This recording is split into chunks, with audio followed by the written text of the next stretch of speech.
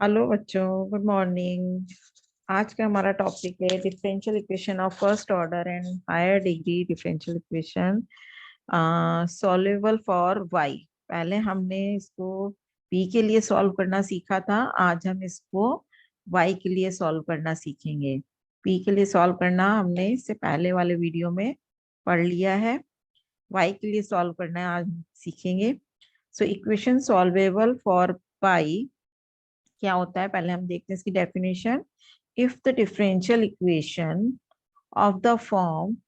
Function of x y p is equal to zero can be written as y is equal to function of x p is equal to zero, then it is said to be solvable for y. क्योंकि जो Y है वो x और P की term में आएगा, तो हम इसको सॉल्वेबल सॉल्वेबल फॉर वाई कर सकते हैं।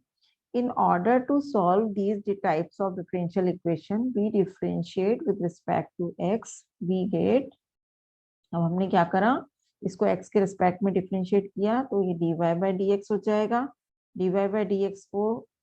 p से रिप्रेजेंट कर रहे हैं हम। This will be equal to function two variables का है, there are two independent variables x and p। So del f upon del x plus del f upon del p into d p upon d x. दोनों variable independent variable है, इसलिए दोनों के respect में differentiate होगा और P को हम एक्स के रिस्पेक्ट में भी डिफरेंशिएट करेंगे। Also we can write function of x p and d p upon d x. So d Y by D x क्या है, स्मॉल पी से रिप्रेजेंट कर रहे हैं हम D Y by D x को, और वो किसके इक्वल बन रहा है, function of x P D P by D X के equal. Now this is the equation number 1 which is in variable P and X. तो अब ये पी और एक्स वेरिएबल में है, hence it's solution is given by, जो इसका solution होगा वो हम कैसे दे रहे हैं, फंक्शन ऑफ जी, किसका फंक्शन है, x p and c is equal to 0। Now, by eliminate p from equation number 1 and this function g, we get function phi, जो कि function है x y c का, which will be the general solution of the given differential equation. If it is not possible to eliminate p, then general solution can be obtained by taking x is equal to function of p and c and y is also equal to function of p and c, जिसको हमने f1 और f2 से represent किया है। Where c is an arbitrary constant, let us see following examples to understand this method. तो अब इसको समझने के लिए हम थोड़े से एग्जाम्पल सॉल्व करते हैं। फर्स्ट एग्जाम्पल है, solve x p square minus 2y p plus a x is equal to 0।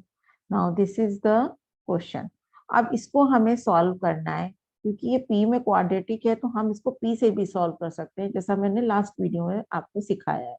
लेकिन हम इसको y से भी सॉल्व कर सकते हैं, तो अभी हम इसको y से सॉल्व करेंगे। तो y को y से सॉल्व करने के लिए हमने क्या करा, इस 2yp को राइट हैंड साइड पे ले गए, तो x p square plus a x के इक्वल बनेगा और फिर 2p से हम इसको डिवाइड कर देंगे, तो y की वैल्यू आएगी 1/2 x p plus 1/2 a x upon P. हमने क्या करा, इसको राइट हैंड साइड पे ले लिया, प्लस का हो जाएगा, और फिर 2p जो इसमें मल्टीप्लाई हो रहा है उससे हमने x p square plus a x को डिवाइड कर दिया, तो ये 1/2 x p plus 1/2 a x upon p बन जाएगा। By differentiating with respect to x we get, अब हम इसको एक्स के रिस्पेक्ट में डिफ्रेंशिएट करेंगे, तो ये हमारा बनेगा dy by D x is equal to 1/2p plus 1/2 x d p upon d x plus 1/2 a upon p plus 1/2 a x 1/p का minus 1/p square d p upon d x. ये देखो ये बन गया इसका differentiation, dy by D x 1/2p plus 1/2 x d p upon d x plus a upon 2p minus a x upon 2p square d P by D x.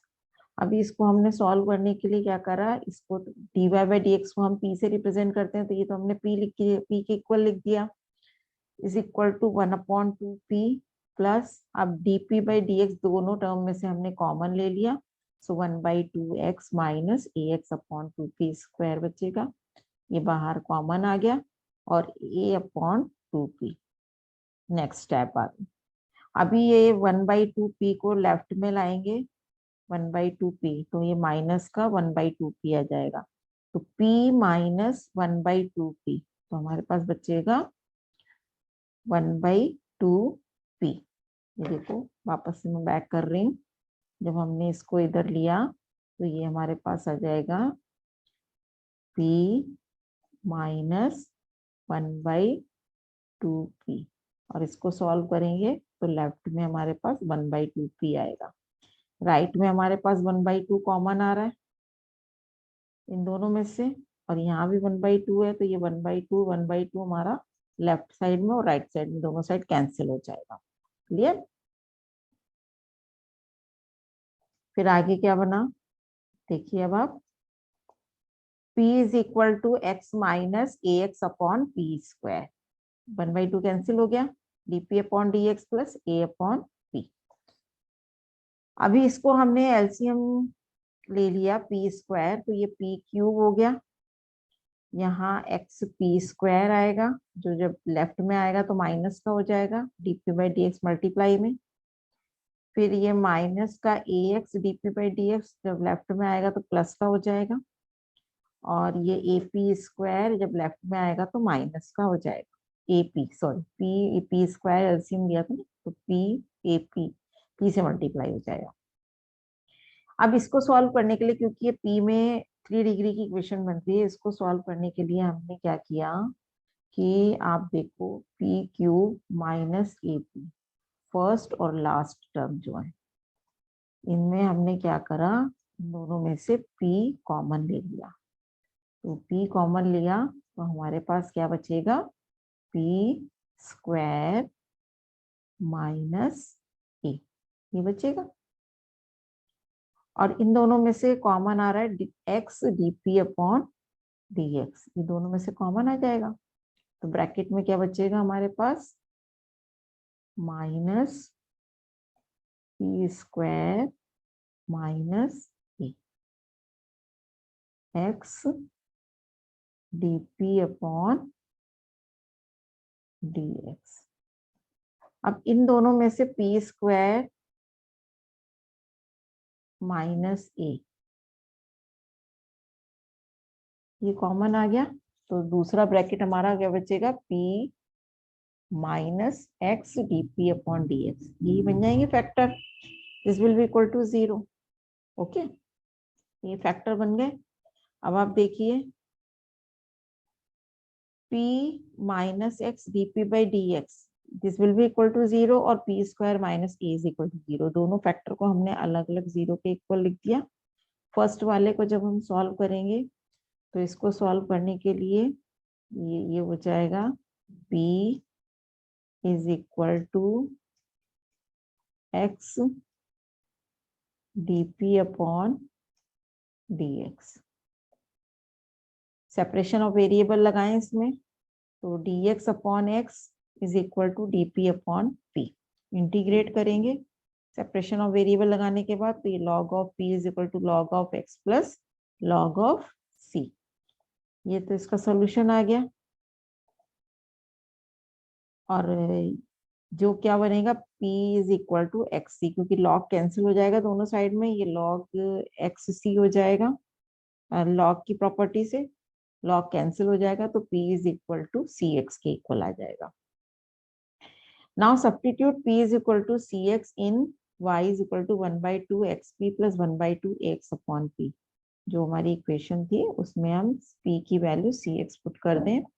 so we get y is equal to 1/2 cx square plus 1/2 a upon c, which is a general solution. Okay बच्चों, next example है solve xp minus y plus x to the power 3/2 is equal to c. solution is the given equation can be expressed in the form of y is equal to function of xp, therefore it is soluble for y. तो हमने क्या करा, y को right hand side पे ले लिया, तो y is equal to xp plus x to the power 3/2, ये आ जाएगा। अब हमने इसको डिफरेंशिएट किया x के रिस्पेक्ट में, so differentiate with respect to x, dy by dx is equal to p, ये देखो बैक करती हूँ मैं, क्या हो जाएगा dy बाय dx, जिसको हम p लिख रहे हैं, this is equal to xp, x के लिए कर रहे हैं तो p plus x dp by dx plus 3/2 x to the power 1/2। ये देखो आप, ये dy by dx is equal to p plus x dp by dx is equal plus 3/2, इसकी पावर हो जाएगी x की पावर 1/2। अब आप इसको भी p रख दो, तो ये p से p कैंसिल हो जाएगा। ओके, आगे देखिए, इसको हमने p रख दिया, ये एज इट इज लिख लिया, p से p कैंसिल हो गया, dp by dx plus 3/2, x को यहाँ पे डिवाइड में ले लिया, तो ये रूट है, हाफ पावर है और नीचे फुल पावर है, तो हाफ पावर कैंसिल हो जाएगी, रूट एक्स बचेगा इज इक्वल टू 0। ये हमारी इक्वेशन बनी। अब इस इक्वेशन को सॉल्व करने के लिए इसमें भी हम सेपरेशन ऑफ वेरिएबल लगा दें, तो सेपरेशन ऑफ वेरिएबल से डिफरेंशियल इक्वेशन सॉल्व हो जाएगी ये वाली भी। तो इसमें देखो आप, हम लिख सकते हैं dp upon dx is equal to minus का 3/2 रूट एक्स, ये dx को यहाँ से हटा के यहाँ कर दिया और फिर हमने इसको इंटीग्रेट कर लिया, तो dp का इंटीग्रेशन और ये पूरी टर्म यदि लेफ्ट में ले लेंगे तो ये प्लस में 3/2 integral of dx upon root x is equal to एक कांस्टेंट आ जाएगा c after integration of integration का जो कांस्टेंट है। अभी देखो आप, ये p प्लस 3/2, अब ये रूट एक्स का इंटीग्रेशन करना है, तो इसका मतलब हो गया x की पावर -1/2, हम इसको डिनोमिनेटर से न्यूमरेटर में ले जाएं तो x की पावर -1/2, इसको हमने इंटीग्रेट किया, तो इसका इंटीग्रेशन क्या बनेगा, एक पावर ऐड हो जाएगी, 1 पावर ऐड हो जाएगी, यानी x की पावर 1/2 अपॉन 1/2, 2 से 2 कैंसिल हो जाएगा, रूट x आ जाएगा, तो p plus 3 root x is equal to c, ये आ गई value. Now p is equal to c minus 3 root x. Now to eliminate p, substitute its value in equation y is equal to xp plus x to the power 3/2। अब इसमें हमने p की value substitute कर दी, c minus 3 root x, so we get, जब हमने ये value इसमें put करी तो ये हो जाएगा y is equal to cx minus 3x root x, यानी x की पावर 3/2, और ये x की पावर 3/2, तो ये माइनस का 3 है प्लस का 1, तो माइनस का 2 x की पावर 3/2 बचेगा, ये आंसर आ जाएगा, which is the general solution. Now next example is solve x plus 2 bracket में xp minus y plus p square is equal to 0, इसको हमें सॉल्व करना है, क्योंकि p में क्वाड्रेटिक इक्वेशन है तो we can solve with p also, okay? और अभी हम y के लिए सॉल्व कर रहे हैं, तो हम इसे y के लिए सॉल्व करेंगे, so the given equation can be expressed in the form of y is equal to function of xp, therefore it is soluble for y। तो अभी हमने इसको y के लिए सॉल्व करना है, तो y जो 2 इससे मल्टीप्लाई करेंगे, 2xp माइनस 2y, 2y को राइट साइड पे ले लिया, सो 2y 2 डिवाइड में लिया है इधर हम, तो 1/2x प्लस 2 से 2 कट गया, xp बचेगा और 1/2 p स्क्वायर, तो y xp की फॉर्म में ये इक्वेशन में कन्वर्ट हो जाएगी। नाउ इसको हमने डिफरेंशिएट किया, differentiate with respect to x, तो ये dy by D x is equal to 1/2 plus p plus x dp by D x plus 1/2 2p dp by D x, ये बन जाएगा। तो आप देखो dy बाई डी एक्स जिसको हम p लिखते हैं इज इक्वल टू, यहाँ से 1/2 बचा, x का डिफरेंशिएशन 1 हो जाएगा, इसमें x का 1 हो जाएगा तो p बचेगा, और फिर में x p का करेंगे तो dp बाई डी एक्स, और इसका 2p, 2 से 2 कट गया, p बचेगा dp बाई डी एक्स, ये आ जाएगा। अभी ये p से p कैंसिल हो रहा है, तो ये p से p कैंसिल कर दिया, तो हमारे पास क्या रह गया, केवल यहाँ से x plus P dp by D x common ले लिया, और ये प्लस 1/2 इज इक्वल टू 0। अभी इस डिफरेंशियल इक्वेशन को हम डायरेक्ट सेपरेशन ऑफ वेरिएबल नहीं लगा सकते हैं, तो इसके लिए हमने क्या करा, x प्लस पी को कुछ सब्स्टिट्यूट कर लेंगे। So now put x plus p is equal to u, so we get, इसको जब हम डिफरेंशिएट करेंगे x के रिस्पेक्ट में, तो 1 plus dp by D x is equal to du by D x, ये बनेगा। और ये दोनों वैल्यूज हमने इससे पहले वाली इक्वेशन में पुट कर दी, तो ये बन जाएगा u, क्योंकि x प्लस पी को हमने u लिख दिया, और dp बाई डी एक्स की वैल्यू हमने du by D x minus 1 रख दी, प्लस का 1/2 इज इक्वल टू 0, ये बन गया। अभी हमें इसको सॉल्व करना है, तो इसको हमने u से मल्टीप्लाई करा,